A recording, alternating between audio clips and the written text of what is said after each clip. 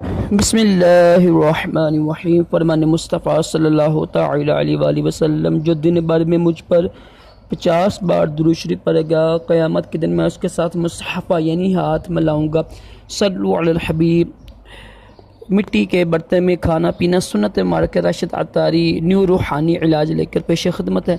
आज हम रूहानी इलाज सुनेंगे, बहुत ही मुजरब है। कुरान से इलाज सुनेंगे।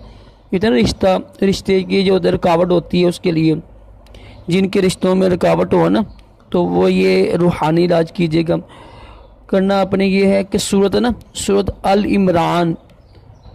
इमरान की पहली 3 आयात को रोज़ाना 319 बार पढ़ें।